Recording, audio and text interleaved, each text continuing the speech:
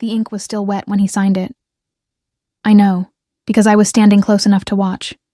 Close enough to count the seconds it took him to drag the quill across the parchment without so much as glancing at my name. 3 seconds. Perhaps 4. The scratch of the quill against the page was the loudest sound in the entire council chamber. Louder than the fire crackling in the hearth.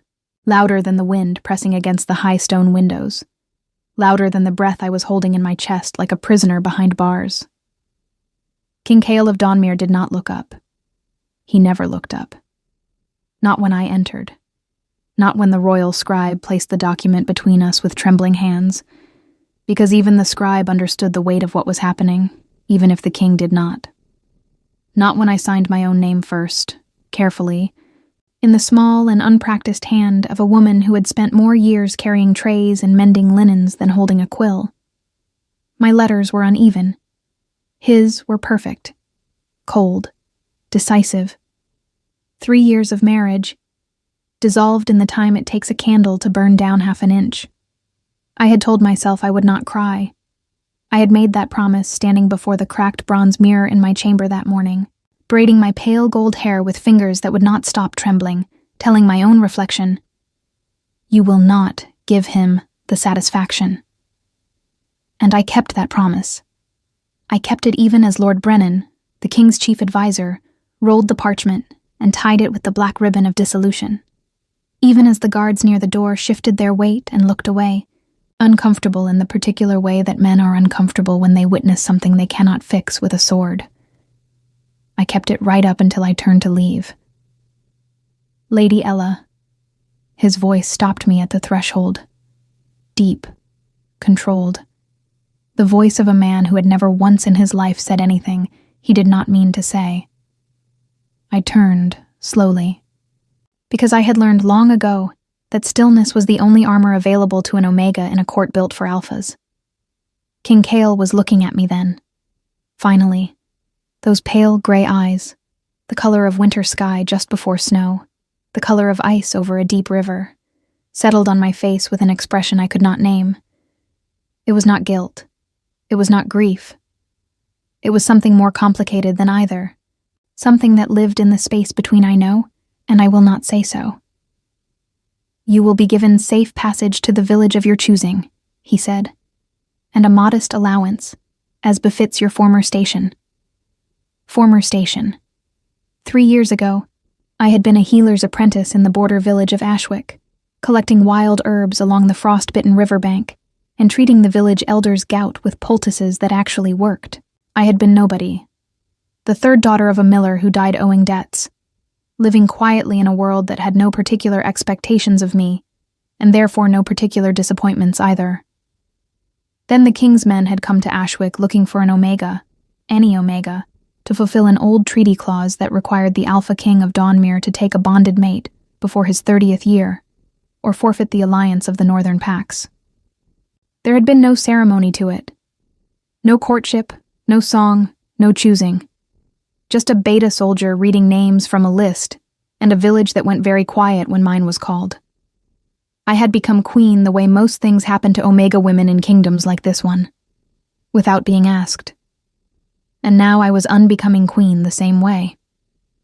"Thank you, Your Majesty," I said, because I had learned that in this court, those were the only words that cost nothing and bought everything. A clean exit, a closed door, the mercy of being dismissed rather than humiliated. I walked out through the heavy oak doors and did not look back. The castle of Dawnmere was built to intimidate. I understood that now in a way I hadn't on the first day, when I'd arrived cold and frightened and too overwhelmed by the sheer scale of the stone walls to feel anything as specific as fear. 3 years had taught me its rhythms. The way the great hall echoed differently when the king was in a dark mood. The way the kitchen maids went silent when Lord Brennan walked past. The way the torches in the eastern corridor always burned lower than the rest, as though even the fire was tired of trying in that part of the palace. I moved through it now like a ghost, which was, I supposed, what I had always been here. My chamber, my former chamber, was already half packed. I had started the night before, quietly, the way I did most things in Dawnmere, without making a sound, without drawing attention, without asking for help, I would not receive. My healing satchel sat on the bed, worn leather darkened by years of use, stuffed with dried lavender, wound-binding cloth, and 3 small clay jars of the salve I made myself from pine resin and river moss. It was the most valuable thing I owned. It was the only thing I had brought from Ashwick. Everything else in this room belonged to the crown. "You're really leaving?" The voice came from the doorway. I turned to find Sarah standing there. Sarah, who was 17 and a servant, and the closest thing I had to a friend in this entire kingdom, which said something neither flattering nor comforting about the past 3 years. She had wide brown eyes, and a habit of chewing her lower lip when she was upset, and she was doing it now with great dedication. "I'm really leaving," I confirmed. "But where will you go?" "Ashwick, I think, or somewhere like it." I pressed the satchel's clasp shut. "Somewhere that needs a healer more than it needs a queen." Sarah crossed the room in 4 quick steps and wrapped her arms around me before I could say anything else, and I let her, because sometimes the body makes decisions the mind hasn't caught up to yet, and mine had apparently decided that this one embrace was worth accepting. I held her back briefly, and felt the tightness in my chest expand in a way that was almost worse than the numbness, because it meant I was still capable of feeling something. "He's a fool," she whispered fiercely into my shoulder. "He's a king," I said, pulling back and smoothing her hair with a practicality I did not entirely feel. "It's not quite the same thing, but it's close enough." She almost laughed. Almost. I picked up my satchel, looked around the chamber one final time. The narrow window overlooking the courtyard where I had watched the seasons change 4 times. The hearth where I had sat alone on more evenings than I could count. The chair where I had read every herbal text in the castle library because reading was the one thing in Dawnmere that asked nothing of me in return. And I walked out. The castle's main gate opened onto the King's Road, which cut south through the forest of Eldenmere toward the lowland villages. I had arranged my own passage, a merchant's cart heading toward the market town of Veyrath, driven by an old man named Aldous, who smelled of wood smoke and asked no questions beyond, "Are you well enough to climb up yourself, my lady?" I told him I was well enough. I told him I was not a lady anymore. He shrugged in the way that old men shrug when they have seen enough of the world to know that titles are the least permanent things in it, clicked his tongue at his horse, and we rolled away from Dawnmere. I did not look back. Or rather, I tried not to. I managed it until the cart rounded the first bend in the road, and the castle's high towers vanished behind the tree line. And then I looked, just once, at the empty gray sky above the place where they had been. It was done. I thought that was the end of it. I thought that the worst moment had already passed. That cold scratch of quill on parchment. Those 3 seconds it took a king to erase 3 years. I thought I was simply a woman traveling south with a leather satchel and a quiet plan, and nothing left to lose. I did not know about the letter. None of us did yet. Not I, not Sarah, not even Lord Brennan with all his networks of spies and informants stretched across the kingdom like a spider's web.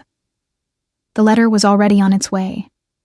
It had been dispatched from the northern reaches 4 days prior, riding hard in the hands of a royal courier who had changed horses twice and slept not at all, because the man who sent it had been very clear about the urgency. It was addressed to King Cale of Dawnmere, and written on the outer seal, in script that I would later learn made his face go the color of ash, was a single name. Mine. Veyrath was the kind of town that existed in the spaces between more important places. It sat at the crossing of 2 merchant roads, neither of which led anywhere particularly remarkable, and it had built itself around that ordinariness with a kind of stubborn pride. The inn was called the Copper Stag, and it smelled of tallow candles and stewed barley, and the particular damp that comes from stone walls that have absorbed decades of rain. The innkeeper's wife, a broad-shouldered woman named Marta, asked no questions beyond how many nights, and whether I preferred my broth with or without onion. I said 2 nights, and yes to the onion. I had not planned to stay in Veyrath at all. The intention had been to pass through it on the way south to Ashwick, to buy provisions and perhaps a warmer cloak. The one I wore was adequate for castle corridors, but thin against the open road, and then continue on before nightfall. But Aldous' horse had thrown a shoe 2 miles outside the town, and by the time the village farrier had attended to it, the light was already fading to the deep bruised purple of early evening, and I was tired in a way that had very little to do with the journey. So I stayed. The common room of the Copper Stag was lively enough that first night. A traveling minstrel was earning his supper near the hearth, playing a lute with more enthusiasm than skill, and the local wool merchants were deep in the particular loud conversation that men have when they are trying to convince each other that their problems are smaller than they actually are. I sat in the corner with my broth and my bread and my careful invisibility, watching the fire and letting the noise wash over me like water over stone. It was the first time in 3 years that no one in a room knew who I was. The feeling was so unexpected that I had to set down my spoon and simply breathe for a moment. In Dawnmere, I had always been the Omega Queen, which was somehow both too much and not enough. A title that announced itself before I entered any room and followed me out of every one. A label that told people exactly what to expect of me, and therefore excused them from looking any closer. Here, in this warm and ordinary room, I was simply a woman eating broth. No one straightened their posture, no one averted their eyes. The minstrel did not skip a note. I was no one. And it felt, bewilderingly, like the first breath of clean air after a very long time indoors. I spent the following morning in Veyrath Small Market, which occupied the square around the old well, and sold everything from goat cheese to iron nails, with cheerful indiscrimination. I found a heavier wool cloak in a shade of deep gray, traded for it with 2 of my small copper coins, and was examining a bundle of dried feverfew at the herb seller's stall when I heard the horses. Not merchant horses. Not the plodding, patient animals that pulled carts and carried goods. These were war horses. The sound was entirely different, a controlled thunder, the deliberate impact of shod hooves on packed earth, the particular rhythm of animals trained to carry weight and move fast without breaking formation. The market square went quiet, in the way that places go quiet when authority enters them. Not a sudden hush, but a gradual one, spreading outward from the gate like a stone dropped in water. 4 royal guards rode in first, in the black and silver of Dawnmere's colors. Then 2 more. Then behind them, on a horse the color of charcoal smoke, King Cale. I do not know what my face did in that moment. I hope it did nothing. I pressed myself back against the herb seller's stall and pulled the hood of my new gray cloak up in one motion. And the herb seller, a small woman with sharp eyes, glanced at me, and then at the king, and then back at me, and said nothing, which was either kindness or indifference, and I was grateful for it either way. Cale rode through the square without slowing. He was scanning the crowd, those pale gray eyes moving with the systematic focus of a man conducting a search, and he had not yet reached my corner of the square, and I had approximately 4 seconds to decide whether to stay very still, or... His gaze stopped. Not on me. On the inn. On the Copper Stag, where Aldous' cart was still visible in the yard, the farrier's marking chalk still faintly visible on the horse's repaired shoe. He knew the cart. Of course he did. He was a king. His people knew every merchant cart that operated within 3 days' ride of his castle. He dismounted before the guards could even react to assist him, moving with that controlled, unhurried efficiency that I had watched him apply to everything from war councils to sparring bouts, as though he had already calculated every possible outcome of every possible action and chosen the most direct path through all of them. He handed his reins to a guard without looking and walked toward the inn. I let out the breath I'd been holding. Then his head turned just slightly, in the way that alphas' heads turn when their senses catch something that doesn't match their expectations. And for one suspended moment, I was absolutely certain he was going to look directly at me. He didn't. He went inside.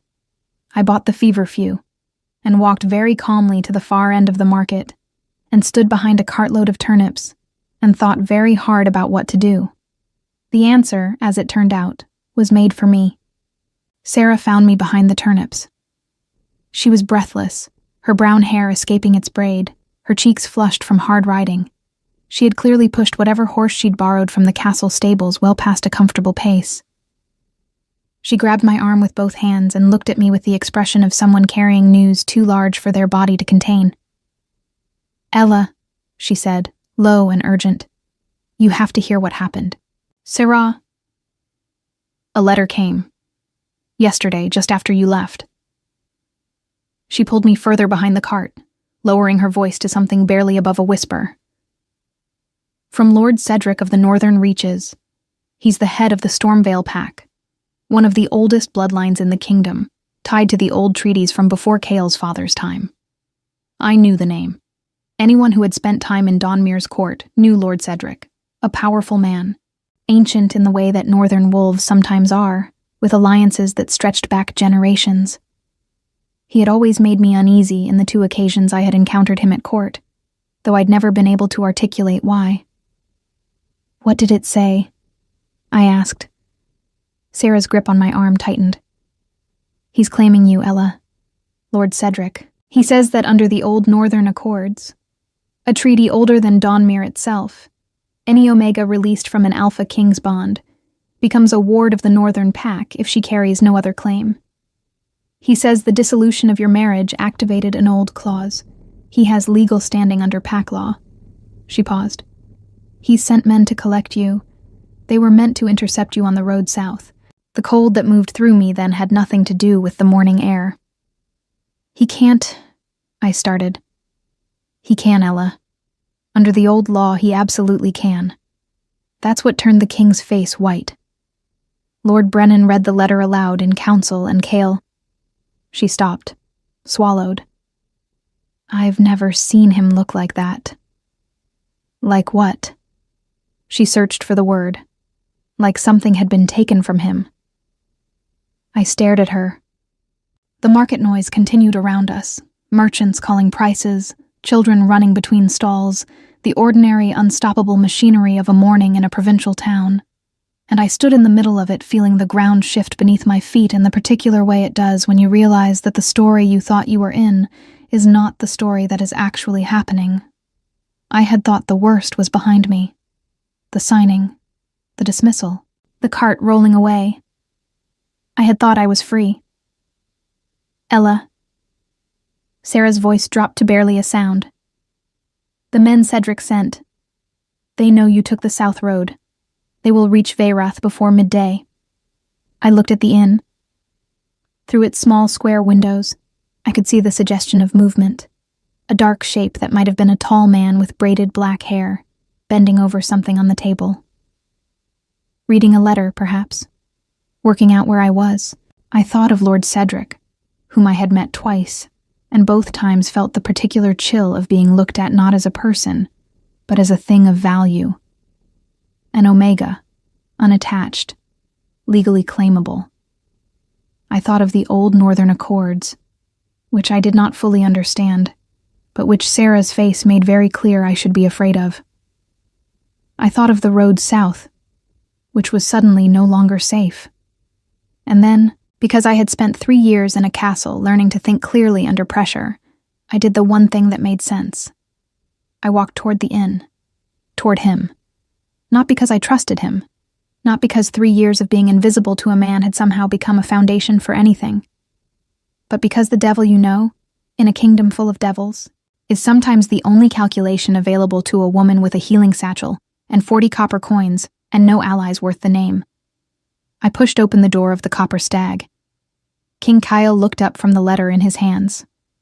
And for the first time in 3 years of marriage, he looked at me, truly looked, with those pale gray eyes gone sharp, and something underneath them that cracked along an edge I didn't have a name for, as though he was seeing me clearly for the very first time, as though he had not the faintest idea what to do with that. The common room of the Copper Stag was empty except for us. Kael had cleared it, I realized. The innkeeper, the serving boy, the old man dozing by the fire with his tankard, all of them gone with the quiet efficiency that follows a king wherever he goes, the way shadows follow torchlight. The guards were posted outside. The door behind me was the only door, and I had just walked through it of my own accord, which meant that whatever happened next was, in some fundamental sense, my own doing. I stood just inside the threshold and did not move. He was seated at the long table near the window, the letter open before him, one hand resting flat on the wood beside it, as though he needed to feel something solid. His black braids were pulled back from his face in the way he wore them when he was working rather than holding court. Practical, severe, every line of him arranged for function rather than impression. The fur-lined riding cloak was draped over the back of his chair. He was still wearing his traveling leathers, the dark ones, crossed with the familiar straps that held blades I had never once seen him draw in anger, but always understood were there. He looked, as he always looked, like a man built to occupy space that other men could not. But the letter. The letter had done something to him that I had not seen 3 years of kingship do. It sat there on the table between us like a third presence in the room, and his jaw was set in the particular way that meant he was holding something back. Not anger, not entirely, but something adjacent to it, something with more edges. "You came to me?" he said. Not a question. "Lord Cedric's men are on the South Road," I replied. I did not have many options. Something moved behind his eyes. "You could have run." "To where?" I kept my voice even. I am an unattached Omega released from a royal bond in a kingdom that still observes the Northern Accords. Running would simply mean being collected somewhere less convenient. He was quiet for a moment.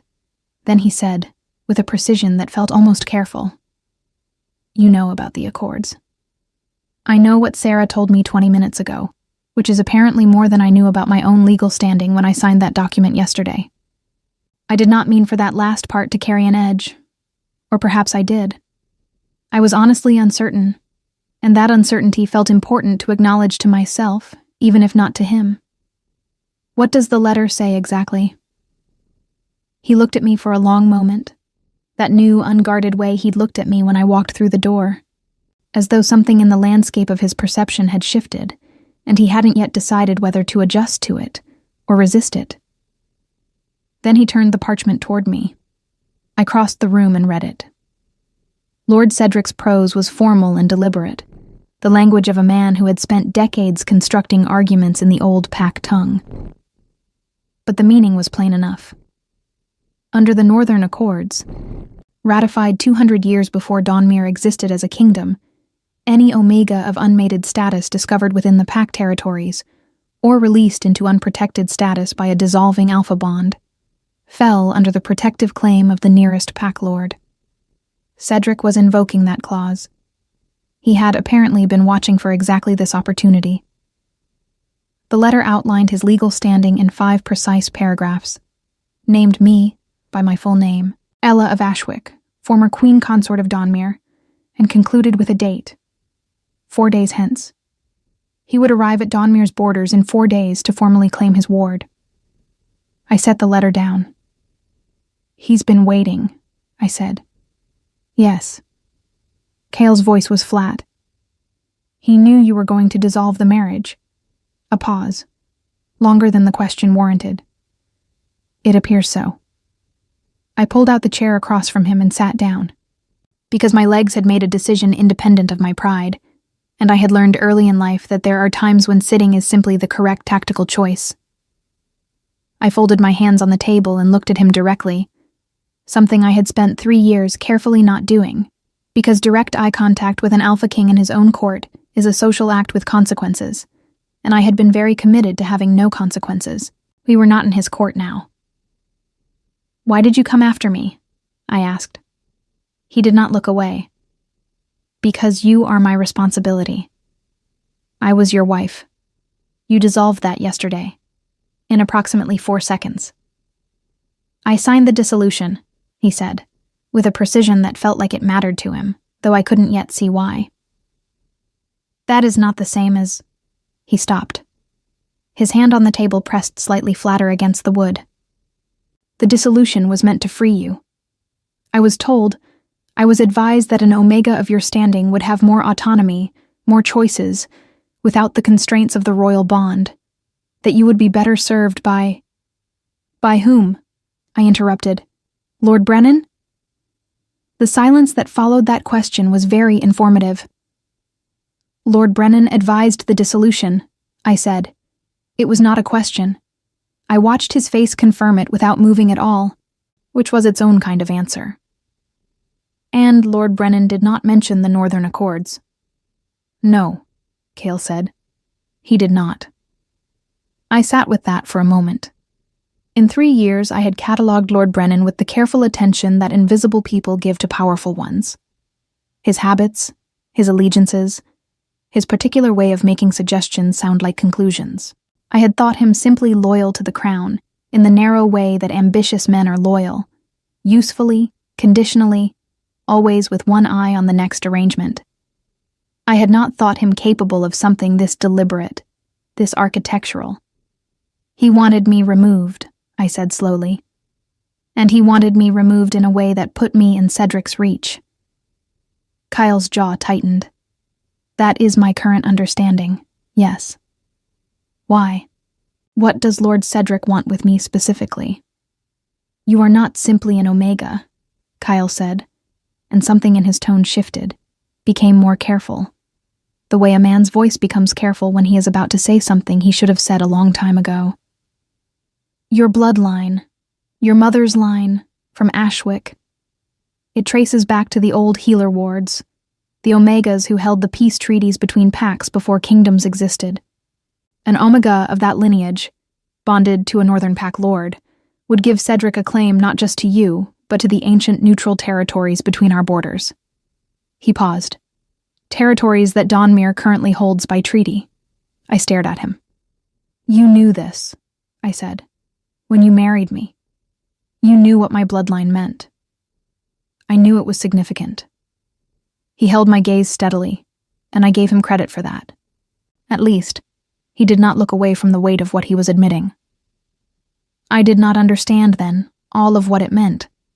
I was 27, and inheriting a kingdom with 17 border disputes and an alliance clause I needed to satisfy in 30 days.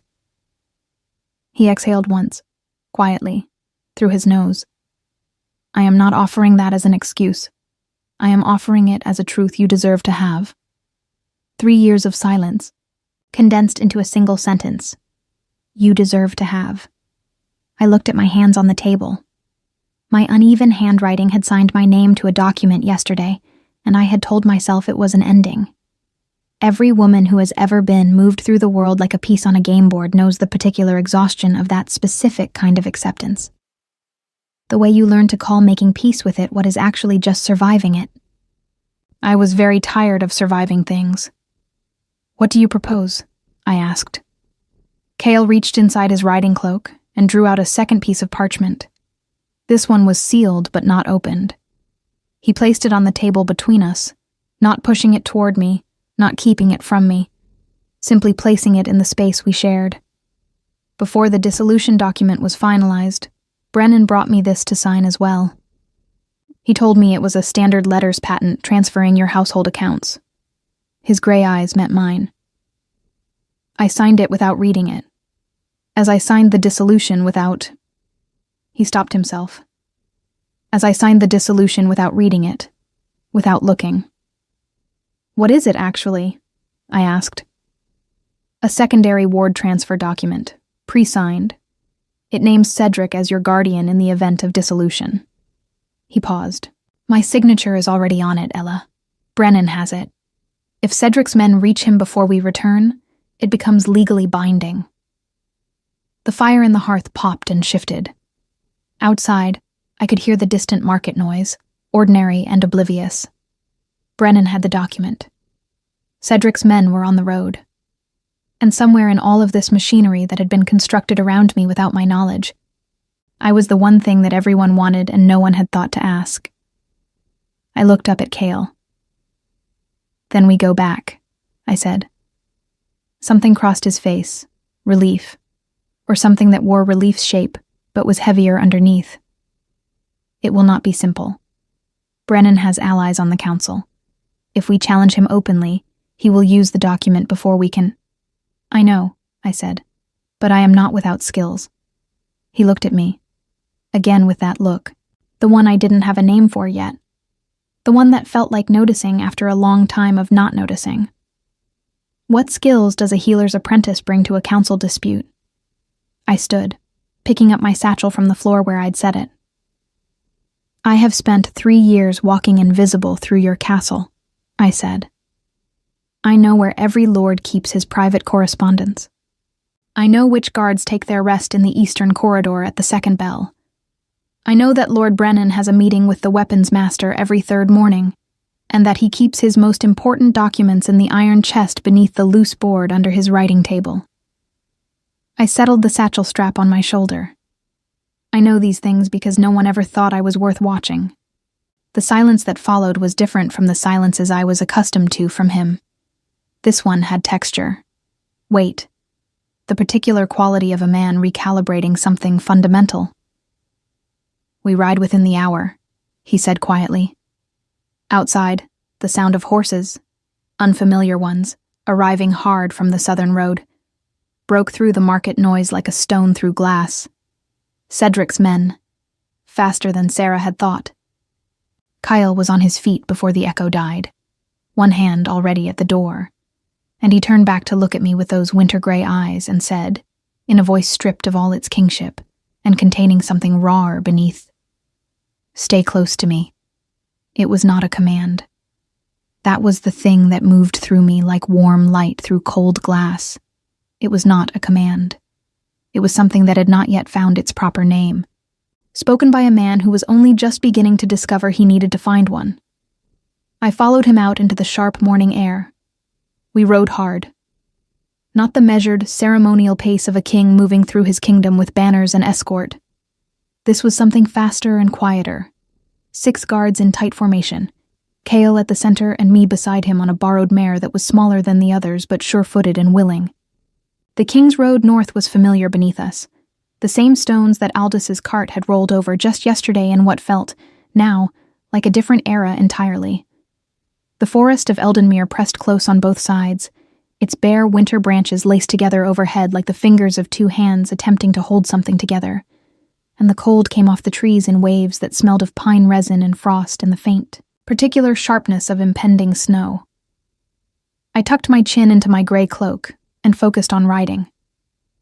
Behind us, in Veyroth, Cedric's men had arrived at the Copper Stag to find an empty common room and a mildly confused innkeeper who could not quite recall which direction his recent guests had departed. This was not by accident. One of Cale's guards, a quiet beta named Fen, with a forgettable face and an apparently natural gift for misdirection, had spent approximately 4 minutes speaking to the innkeeper before we left. I had not heard what was said. I did not ask. 3 years invisible in a castle had taught me that there are moments when the wisest thing is to accept the help that is offered and examine the implications later. We reached Dawnmere as the afternoon light went flat and gray, the sun swallowed behind cloud cover that had been building since midday. The castle rose from the hillside the way it always did, imposing, certain, the kind of structure that had been built to outlast the particular ambitions of any individual person inside it. The guards at the outer gate straightened sharply when they saw the king's colors, and the great iron-banded doors swung inward with the low groan of old machinery doing its job. I rode through the gates of my former home wearing a wool cloak I'd bought for 30 copper coins and carrying a satchel of dried herbs. Whatever I had imagined returning here might feel like, it was not this. This felt like arriving somewhere that had not yet decided whether to recognize me. Cale moved quickly and said little, which I was beginning to understand was his mode when he was thinking. Not the cold silence of disinterest I had once interpreted it as, but the concentrated quiet of a mind working through variables at speed. He dismounted in the inner courtyard and handed his horse off without looking, already scanning the upper windows of the castle with the systematic attention of a man checking sightlines. "Brennan will know we've returned within the quarter hour," he said, low enough that only I could hear. "He has informants among the stable hands." "I know," I said. "The young one with the red scar on his chin. He reports to Brennan's steward every evening." Kyle looked at me sideways. That recalibrating look again, settling into something that was almost, not quite, but almost, something I might have called wonder in a man with fewer walls. The document, I continued. Where would Brennan keep it if he wanted it accessible but protected? His private solar, 3rd floor, east wing. The iron chest under the loose board, I said. Because I had told him. Because I had spent 3 years knowing exactly where Lord Brennan kept the things he did not want found. And it had never occurred to a single person in this castle that I might someday use that knowledge for anything at all. I need 20 minutes. I will give you 30, Cale said. I will call an emergency council session. It will require Brennan's attendance. He cannot refuse a royal summons without demonstrating cause, and he will not want to demonstrate cause yet. Not until he believes the document is secure. He paused. Can you retrieve it without being seen? I thought of 3 years of moving through corridors at hours, when lords were in council and servants were in the kitchens, and the castle belonged briefly to the people who knew its rhythms well enough to disappear into them. I thought of the eastern corridor and its low-burning torches. I thought of the particular creak of the 3rd step on the solar staircase and how to avoid it. Yes, I said. He held my gaze for a moment, steady, gray, stripped of the careful blankness he wore in public, and said, Be careful, Ella. My name, not my lady, not the title I'd held and lost, just Ella, the way it sounded when someone meant it. I turned before my face could do anything inconvenient and walked into the castle. Sarah found me in the corridor outside the kitchens before I'd taken 20 steps.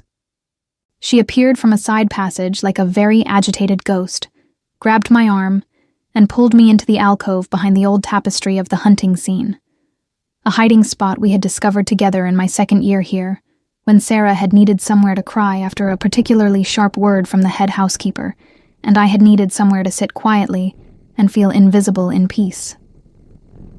You're back, she breathed. I didn't know if... Brennan called an assembly of the senior servants this morning, Ella. He told them you had departed permanently, and that your belongings were to be redistributed. Her jaw was tight with indignation. I refused to touch your healing supplies. He threatened my position. Your position is safe, I said. The king is calling council. I need you to do something for me. Her chin came up. Ready. 3 years of quiet friendship, and this was the moment I understood that Sarah had been waiting, in her own way, to be useful to something larger than herself. What do you need? Go to the Great Hall. Find the council steward and make certain the summons is delivered to Lord Brennan personally. Watch that he receives it and goes. Do not let him send a proxy. If he hesitates, send word to Captain Fenn immediately. She nodded once, already moving. And you? I have something to collect. The east wing at the 3rd hour of afternoon was as quiet as I had known it would be. The senior lords were gathering for council. The servants were either in the kitchens preparing the evening meal or in the laundry with the week's linens, and the corridor outside Lord Brennan's solar had exactly the 3 guards I had counted on, 2 at the main stair, 1 at the far end, with the gap I had mapped, across 17 months of quiet observation, between the 2nd and 3rd watch positions. I did not run. Running draws attention. I walked with the particular unhurried purpose of a servant who belongs exactly where she is, and I had spent 3 years perfecting that particular walk, and not a single person looked at me twice. The door to Brennan's solar was latched, but not locked. Lords in secure castles often do not lock their private rooms, because the assumption of safety does the work of a lock. I slipped inside, eased the door shut behind me, and stood still for 3 breaths, letting my eyes adjust to the dim light filtering through the room's single-shuttered window. The solar was as I remembered it from the one time I had been inside legitimately, delivering a willow bark tincture for Brennan's winter headaches, 2 years ago, a task assigned by the head housekeeper with total confidence that I would not register anything worth registering. The walls were lined with shelves of ledgers. A writing table dominated the center of the room, its surface covered in the organized clutter of an administrator. And there, in the far left corner, the worn edge of a floorboard that did not quite sit flush with its neighbor. I crossed the room, knelt, pressed my fingers along the edge, and lifted. The iron chest was exactly where it had always been. It was not locked either, which told me that Brennan had retrieved the document recently and perhaps anticipated needing it again quickly. Inside, 3 sealed letters, a small purse of silver, and 1 piece of folded parchment with the distinctive dark wax of a royal seal already broken. I unfolded it. Cale's signature at the bottom, my name, in the body of the text. Cedric's designation as guardian, worded with the careful legalese of a document constructed to survive challenge. I folded it again and placed it inside my healing satchel, between the lavender and the wound-binding cloth. Then I looked at the 3 sealed letters. I should not have. I had what I came for, and every additional second in that room was a second closer to discovery. But something about the size of the seals, the particular shade of the wax on the smallest letter, a deep northern blue that I recognized from the correspondence displayed in council, made me stop. I picked up the smallest letter, broke the seal, read it in the gray afternoon light coming through the shuttered window. It was from Cedric, dated 3 months ago. It outlined, in precise and bloodless language, an arrangement between Cedric and Brennan, the dissolution of the royal marriage to be engineered through Brennan's influence, the ward transfer document to be obtained through the king's habit of signing without reading, and Ella of Ashwick to be delivered to the northern reaches within a fortnight of the dissolution. In exchange, Brennan to be named High Warden of the Northern Border Territories, once Cedric's claim to them was secured through the ancient Healer Ward lineage rights. Brennan had not simply failed to mention the accords. He had built the entire architecture. 3 months of construction, using Cale's trust as the foundation. I sat back on my heels and looked at the letter in my hands and felt something move through me that was quieter than anger and more lasting. The particular cold clarity that comes when you understand, fully and finally, the shape of the thing that was done to you. I took that letter too. The council chamber was already loud when I arrived. I did not go through the main doors. There was a servants' passage that ran behind the eastern wall, used for carrying refreshments in and out without interrupting proceedings, fitted with a narrow grille that allowed sound to pass through clearly. I had stood in that passage a handful of times over 3 years, not listening deliberately, simply existing in the space between one task and the next, absorbing the rhythms of power I was never invited to participate in. Through the grille, I could see Brennan at the council table. He was composed, as always. A lean man in his middle years, with careful eyes and the practiced stillness of someone who has spent decades ensuring that nothing shows on his face that he did not put there. He was listening to the king speak with his hands folded before him, and his expression arranged in the particular shape of respectful attention. But his left hand, I noticed, was not entirely still. His left hand was pressing, very slightly, against the table edge. A small, involuntary thing. The kind of thing that only someone who had spent 3 years paying attention to the details that powerful people assume go unnoticed would ever catch. He was waiting for something. Confirmation, perhaps. A signal from someone outside the room that the document was secure, that the evening's plan could proceed. I waited until the king had finished speaking. Then I opened the servants' passage door and walked into the council chamber. Every head turned. Brennan's composure did something extraordinary in that moment. It held almost perfectly, except for his left hand, which pressed flat and still against the table in the way that hands do when their owner has just received a shock they cannot afford to show.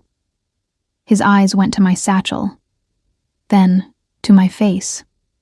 Then, with the swift calculation of a very intelligent man revising all his figures at once, to the king. Kyle looked at me from the head of the table. I reached into my satchel and drew out both pieces of parchment, and I placed them on the council table where every lord present could see them, and I said, in the clearest voice I had ever used in that room, I believe this council should see what Lord Brennan has been building. The silence that followed was the loudest thing I had ever heard. It pressed against the stone walls of the council chamber and filled the space between the candle flames and settled over the assembled lords like the first heavy snow of winter, the kind that transforms everything it touches into something both quieter and more serious than it was before. 7 lords sat around that table. I knew all of their faces. I knew which ones took their wine watered and which ones didn't. Which ones were kind to the servants and which ones looked through them. Which ones had come to Dawnmere with honest ambitions and which ones had come with other people's money behind their own. 3 years of invisibility had given me a detailed and unsentimental education in the men who shaped this kingdom. Not one of them had ever expected to hear my voice in this room. Lord Brennan recovered first, because he was the kind of man who had built his entire career on recovering first. "Your Majesty," he said, with a steadiness that I found, despite everything, professionally impressive. "The lady's return is clearly unexpected, and no doubt emotionally distressing for her. The dissolution document was signed in good faith under lawful—" "Under what law?" said a voice from the far end of the table. Lord Aldrich, 60 years old, white-bearded, the Lord of the Western Reaches. A man I had once watched sit in this very chamber for 4 hours in complete silence before delivering a single sentence that ended a border dispute that had run for 11 years. He had always had the particular stillness of someone who was listening when others assumed he was simply waiting. He was looking at the parchments on the table with an expression that was not friendly. "The Northern Accords have not been invoked in this kingdom in 60 years, Brennan," Aldrich said. "They require a public declaration of intent filed with the Royal Archive before any dissolution they are meant to effect." "Was that declaration filed?" Brennan's jaw moved. "The timeline— Was it filed?" Aldrich repeated. It had not been. I knew it had not been. Because a declaration filed with the Royal Archive would have required the archive keeper's seal. And the archive keeper was a meticulous woman named Hedra, who filed everything in triplicate and told everyone about it. If it had been filed, Sarah would have heard. The castle heard everything that Hedra sealed. The absence of an answer was its own answer. Lord Cavan, younger, sharp-faced, the Lord of the River Duchy, a man I had categorized as cautiously opportunistic, leaned forward and picked up the letter from Cedric. He read it with the focused expression of someone doing arithmetic. When he set it down, he looked at Brennan with an expression that had nothing warm in it at all. "This was written 3 months ago," Cavan said. 3 months before the dissolution. "A correspondence with allied lords is a normal function of—" "It names the dissolution as a planned event," Cavan said. "Planned, by you, 3 months prior." The room shifted. Not dramatically. These were men trained in the architecture of power, accustomed to keeping their responses measured. But I felt it, the way you feel a current change direction in a river before the surface shows it. Allegiances moving, calculations revising. The particular realignment that happens when men who have been backing a position realize the ground beneath it has changed. Kyle had not spoken since I entered the room. I looked at him now. He was watching the council with those winter-gray eyes, and his hands were flat on the table before him. Both of them, still and deliberate. And his face held an expression I was only just learning to read. Not the cold blankness I had spent 3 years interpreting as indifference, but something more like the controlled stillness of a man holding himself very carefully in check, because what he was feeling was too large for this room and he knew it. He caught my gaze, held it. Something passed between us in that moment that did not have words yet. Something that had been building, I understood now. Not across the past 2 days, but across 3 years of a marriage that neither of us had known how to inhabit. Conducted in parallel silences that I had read as rejection. And he had apparently been living as something else entirely. Something he had not been given language for, or perhaps had not allowed himself to look at directly. The way a man does not look at the thing he is most afraid of losing until it is already walking out the door. He looked away first. Back to Brennan. "Lord Brennan," he said, and his voice was the voice of a king now. Not loud, never loud, but carrying the particular weight of absolute authority. The voice that ends discussions rather than continuing them. "You will surrender your seal and your keys to the council steward. You will be confined to your chambers pending a full examination of your correspondence by Lord Aldrich's office. A pause, precise as a blade. You will not send word to Lord Cedric or to anyone in the northern reaches. If you attempt to do so, I will interpret that as a declaration of intent against the crown, and I will respond accordingly. Brennan stood very still for a moment. Then something in him seemed to settle. The settlement of a man who has played a long game and watched the final move go wrong and is now simply waiting to see how the accounting is done. He reached into his robe, withdrew his seal, and placed it on the table. Then his keys. The sound they made against the stone was small and final. 2 guards stepped forward. Brennan walked between them without another word and without looking at me. And the door closed behind him, and the council chamber exhaled. The examination took 12 days.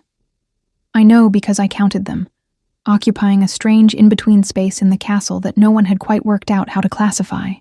Not queen, not dismissed wife, not guest, not servant. Kyle had ordered my former chamber reopened and my belongings returned, and the servants had complied with the careful neutrality of people who understood that the situation was still resolving and did not wish to commit to a position prematurely. I spent those 12 days doing what I had always done, moving through the castle with my satchel, tending to the ailments that accumulated in any large household over winter. A kitchen boy with a burn from the bread oven. One of the senior guards with an infected splinter in his palm that had been quietly worsening for a week because he was too proud to mention it. The laundry mistress with the persistent cough that came every year with the cold and responded well to time, steam, and rest that she never quite allowed herself. I worked. I listened. I waited. Lord Aldrich's examination turned up 37 pieces of correspondence between Brennan and Cedric spanning 14 months. It turned up 2 other lords who had known about the arrangement and said nothing, one of whom resigned his position before he was asked to, and one of whom did not. It turned up evidence that the dissolution recommendation had been Brennan's suggestion to Cale, framed as concern for my autonomy and well-being, delivered in the small and persistent way that skilled advisors deliver the ideas they want their kings to believe they thought of themselves. Cale had believed him. Not because he was a fool. I had given up that interpretation by the end of the first day back. But because he was a man who had been king since he was 26, inheriting a kingdom with 17 border disputes, and he had surrounded himself with advisors, because that was what kings did. And he had trusted Brennan, because Brennan had been his father's man and had given him no reason, before this, not to. Trust, in a position like his, was both necessary and dangerous, and he had been managing that tension for 4 years in the only way available, carefully and imperfectly, and alone. I understood this because I had been doing something similar. Different scale, different walls, same fundamental aloneness. On the 8th day, he came to the castle's small infirmary, where I was restocking the medicinal stores, a room off the Great Hall that had been consistently undersupplied for the 2 years since the previous healer had retired to his village. I had been reorganizing it by category, the way my old teacher in Ashwick had taught me. Wounds separate from fevers, poultices separate from drafts, the things that kept from the things that expired. It was satisfying in the specific way that bringing order to neglected things is satisfying. He stood in the doorway for a moment before I acknowledged him. Not rudely. I simply gave him the space to decide how to enter, because I had learned that powerful men often need a moment at a threshold. You reorganized the infirmary, he said. It needed it. I set down a jar of rosemary oil. The previous system appeared to be roughly things I remember putting somewhere in this room, which is not ideal in urgent situations. He made a sound that was not quite a laugh, but was in the same family. It surprised both of us. He came in and stood near the window, which overlooked the inner courtyard, where 2 young squires were practicing their footwork in the cold, their breath making small clouds in the air. He watched them for a moment, with an expression that was simply human. Tired, perhaps, in the way that 12 days of unwinding a betrayal makes a person tired, but present in a way that felt different from the controlled distance I had once read as his natural state. I owe you more than an apology, he said finally. I am aware of that. I am also aware that saying so now, when the circumstances have changed in your favor, may appear self-serving. It appears honest, I said, which is not the same thing. He turned from the window to look at me. I signed that document without reading it, both of them, the dissolution and Brennan's ward transfer. He paused. I have been telling myself that I was occupied with other concerns, that the paperwork of governance is voluminous and trust in one's advisors is a functional necessity. These things are true. They are also insufficient. Yes, I agreed.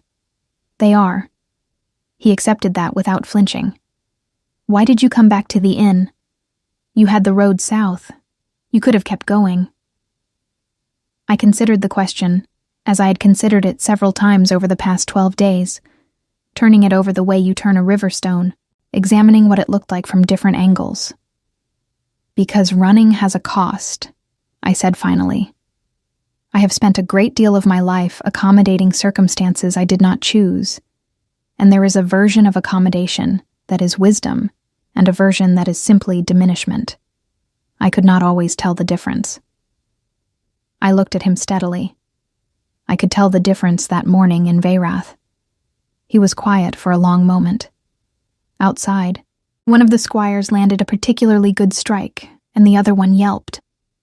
I would like to ask you something, Kyle said, and I want to be clear that your answer, whatever it is, will be respected. You will not lose your position here, or your safety, or your autonomy, regardless of what you say. I waited. Will you stay? He said. Not as you were. Not as the arrangement we began with. I am asking differently than that. He seemed to be choosing words with unusual care, a man accustomed to commanding finding the grammar of asking unexpectedly difficult. I am asking if you would consider allowing this to be something other than what it was, something that begins with honesty rather than treaty obligations, something that a pause, something that we could build from the ground up, if you wish to. The infirmary was warm. The fire I'd built up for the salve making was steady in the small hearth, and the smell of rosemary and pine resin and dried lavender filled the room with the particular comfort of useful things. I thought of the girl who had stood in a village square 3 years ago and heard her name read from a list. I thought of the queen, who had walked invisible through corridors for 3 years and learned everything those corridors had to teach. I thought of the woman who had walked into a common room in Veyrath toward the one person who was simultaneously the source of her problem and her only available solution, and how that woman had been frightened and clear-eyed, and more herself in that moment than she had been in a very long time. Yes, I said, but I have conditions. Something